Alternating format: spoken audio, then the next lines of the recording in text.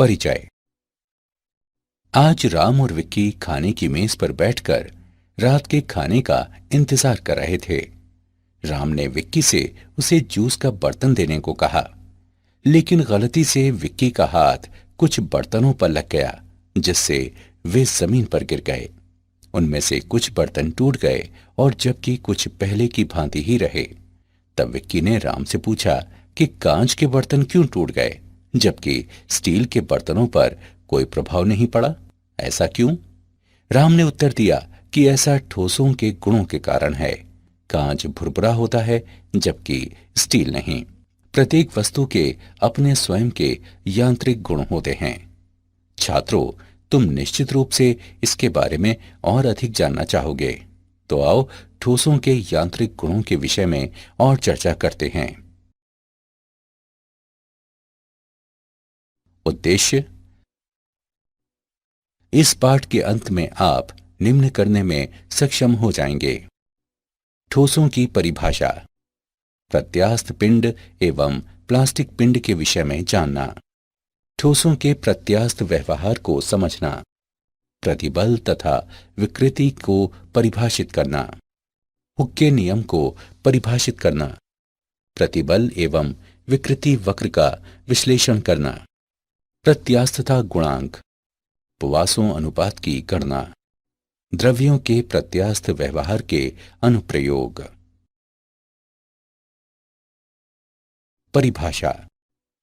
ठोस वस्तु की वह स्थिति होती है जिसमें उसके परमाणु या अणु बलपूर्वक आपस में बंधे होते हैं ताकि वे अपना आकार एवं आयतन बनाए रखें।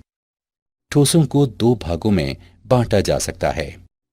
क्रिस्टलीय ठोस, ये वो ठोस होते हैं जिनमें अणु या परमाणु नियमित स्वरूप में व्यवस्थित होते हैं। अक्रिस्टलीय ठोस, ये वो ठोस होते हैं जिनमें अणु या परमाणु अनियमित स्वरूप में व्यवस्थित होते हैं। इन ठोसों को ग्लासी ठोस भी कहा जाता है। प्रत्यास्थ पिंड एवं प्लास्टिक पिंड। कोई पिंड जो विरूपक बल को हटाने पर प्रत्यास्थ सीमा के भीतर अपनी प्रारंभिक आकृति एवं आकार को पुनः प्राप्त कर लेता है, प्रत्यास्थ पिंड कहलाता है। प्रत्यास्थता किसी वस्तु का वो गुण होता है जिसके कारण वो विरूपक बल को हटाने के बाद अपनी प्रारंभिक आकृति एवं आकार को पुनः प्राप्त कर लेता है। कोई पिंड जो विरूपक बल के हटाने के बाद अपनी प्रारंभिक आकृति एवं आकार को पुनः प्राप्त नहीं कर पाता, प्लास्टिक पिंड कहलाता है। ठोसों का प्रत्यास्थ व्यवहार। किसी ठोस में प्रत्येक परमाणु या अणु पास वाले परमाणुओं या अणुओं से घिरा होता है। जब किसी ठोस का विरूपण किया जाता है तो अंतर परमाणु दूरी में परिवर्तन के कारण परमाणु अपनी साम्यावस्था से हट जाते हैं। जब विरूपण बल को हटा दिया जाता है तो अंतर परमाणु बल उन्हें उनकी वास्तविक स्थिति की ओर वापस ले आते हैं। इस प्रकार पिंड अपनी प्रारंभिक आकृति एवं आकार को पुनः प्राप्त कर लेता है। प्रतिबल। जब बाह्य बल द्वारा पिंड का विरूपण किया जाता है तो एकांक क्षेत्रफल पर लगने वाले प्रत्यानयन बल को प्रतिबल कहते हैं। प्रतिबल बराबर प्रत्यानयन बल बटे क्षेत्रफल। प्रतिबल का एसआई मात्रक न्यूटन मीटर होता है। प्रतिबल दो प्रकार के होते हैं, अभिलंब प्रतिबल और तनन प्रतिबल। अभिलंब प्रतिबल, इसका आशय पिंड के पृष्ठ के लंबवत कार्य करने वाले प्रति इकाई क्षेत्रफल विरूपक बल से है। अभिलंब प्रतिबल दो प्रकार के होते हैं। तनन प्रतिबल, जब प्रयुक्त बल की दिशा में पिंड की लंबाई में बढ़ोतरी हो जाती है। संपीडक प्रतिबल, जब प्रयुक्त बल की दिशा में पिंड की लंबाई में कमी हो जाती है।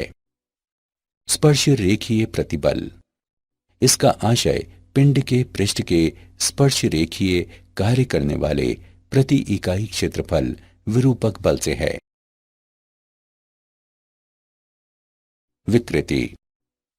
विकृति को पिंड के आयाम में परिवर्तन के पिंड के मूल आयाम से अनुपात के रूप में परिभाषित किया जाता है। इसकी इकाई व विमाएं नहीं होते। ये 3 प्रकार की होती है: अनुदैर्ध्य विकृति, आयतन विकृति तथा अपरूपण विकृति। अनुदैर्ध्य विकृति, इसे किसी विरूपक बल के प्रयुक्त किए जाने पर मूल लंबाई से लंबाई में बढ़ोतरी के अनुपात के रूप में परिभाषित किया जाता है। अनुदैर्ध्य विकृति बराबर डेल्टा एल बटे एल। आयतन विकृति, इसे किसी विरूपक बल के प्रयुक्त किए जाने पर मूल आयतन से आयतन में परिवर्तन के अनुपात के रूप में परिभाषित किया जाता है। आयतन विकृति बराबर माइनस डेल्टा वी बटे वी।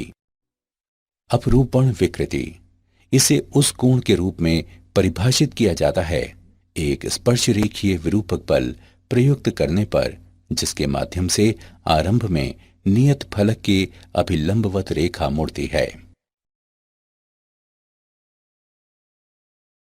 हुक का नियम। हुक के नियम के अनुसार प्रत्यास्थता की सीमा में प्रतिबल विकृति के अनुक्रमानुपाती होता है। प्रतिबल बराबर स्थिरांक गुणे विकृति। स्थिरांक बराबर प्रतिबल बटे विकृति, जहां यह स्थिरांक प्रत्यास्थता गुणांक कहलाता है। हुक का नियम एक अनुभविक नियम है जो अधिकांश सामग्रियों के लिए मान्य पाया जाता है।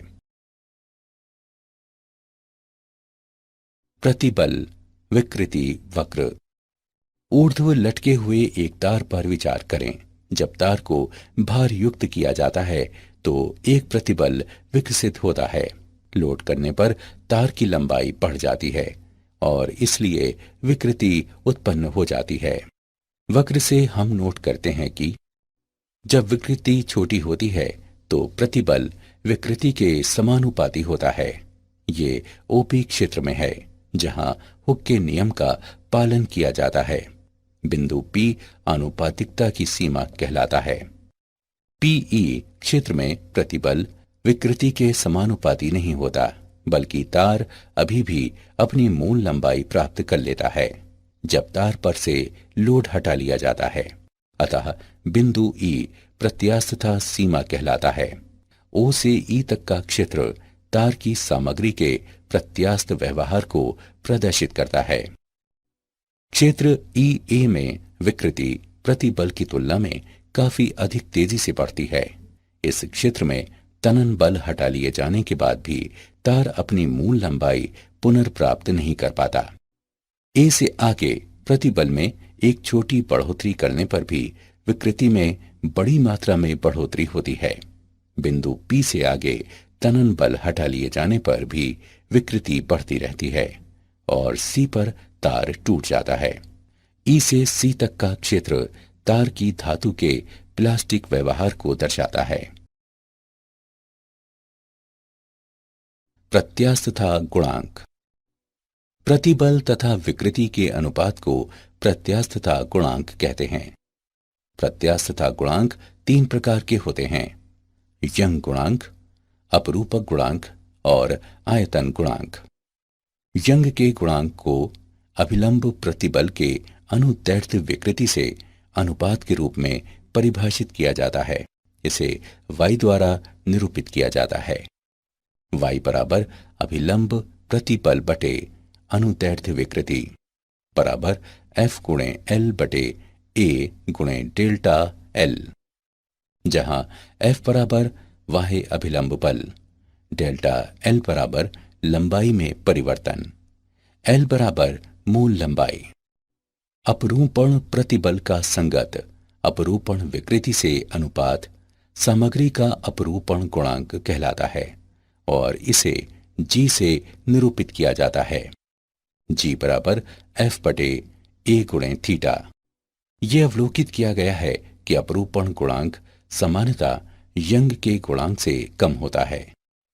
आयतन गुणांक को जलीय प्रतिबल के आयतन विकृति से अनुपात के रूप में परिभाषित किया जाता है और इसे K से निरूपित किया जाता है। के बराबर अभिलंब प्रतिबल बटे आयतन विकृति। के बराबर एफ बटे ए बटे नेगेटिव डेल्टा वी बटे वी।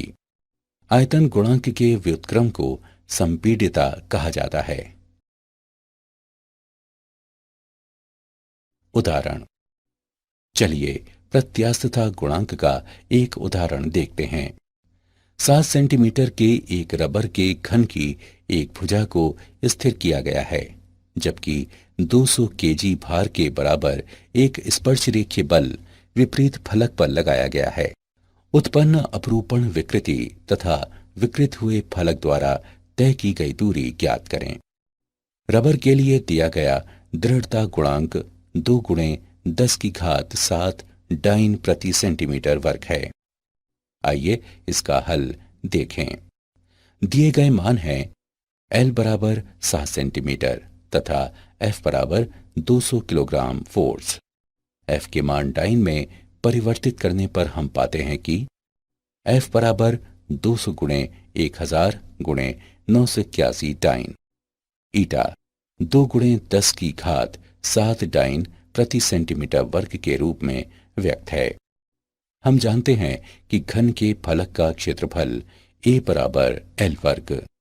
एल के मान उपरोक्त समीकरण में रखने पर हम पाते हैं कि ए बराबर 7 गुणे 7 सेंटीमीटर वर्ग बराबर 49 सेंटीमीटर वर्ग। हम जानते हैं कि ईटा एफ बटे ए थीटा के बराबर है। संगत मानों को रखते हुए हम थीटा के मान की गणना कर सकते हैं, जो बराबर 0.2 रेडियन है। अपरूपण विकृति डेल्टा एल बटे एल द्वारा व्यक्त है। डेल्टा एल बराबर 7 गुणे 0.2 सेंटीमीटर है। गणना करने पर हम पाते हैं कि डेल्टा एल का मान बराबर 1.4 सेंटीमीटर है। पॉइजन्स अनुपात। जब हम किसी तार को खींचते हैं तो ये लंबा लेकिन पतला हो जाता है। इसका अर्थ है कि इसकी लंबाई में बढ़ोतरी के साथ इसकी अनुप्रस्थ विमा में अवश्य कमी होती है।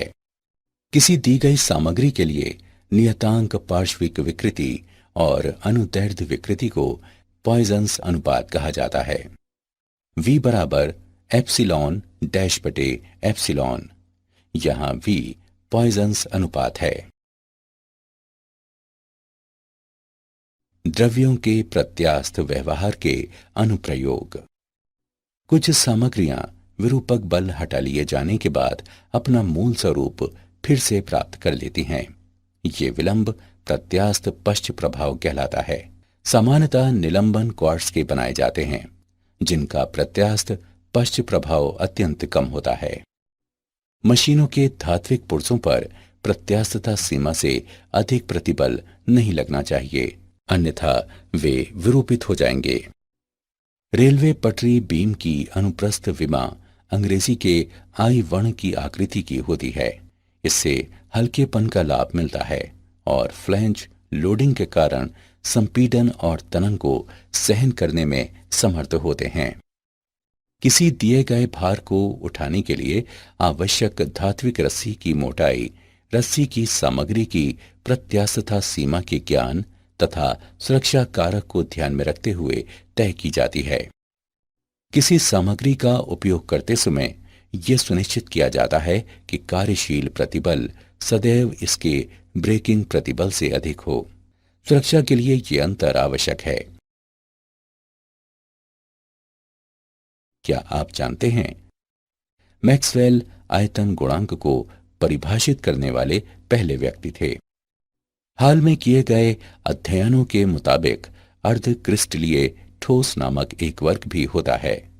इसमें अक्रिस्टलीय और क्रिस्टलीय दोनों अवस्थाएं साथ साथ उपस्थित रहती हैं। कुछ बहुलक इस संवर्ग में आते हैं। उदाहरण के लिए पॉलीएथाइलीन। जब किसी पिंड को गर्म किया जाता है, लेकिन कुछ सीमाएं आरोपित करते हुए इसे फैलने से रोक दिया जाता है, तो आंतरिक बल उत्पन्न हो जाते हैं, जो तापीय प्रतिबल नामक प्रतिबल उत्पन्न करते हैं। सारांश। आइए हमने जो कुछ सीखा है उसे संक्षेप में दोहराएं। ठोस किसी पिंड की वो स्थिति होती है जिसमें उसके परमाणु एवं अणु बलपूर्वक आपस में बंधे होते हैं ताकि वे अपना आकार एवं आयतन बनाए रखें।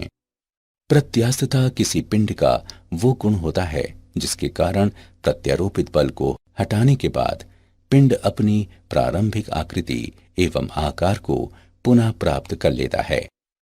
प्रतिबल को पिंड को किसी बाह्य बल द्वारा विरूपित किए जाने पर उसमें उत्पन्न प्रति इकाई क्षेत्रफल प्रत्यानयन बल के रूप में परिभाषित किया जाता है। विकृति को किसी पिंड की मूल विमाओं से पिंड की विमाओं में परिवर्तन के अनुपात के रूप में परिभाषित किया जाता है।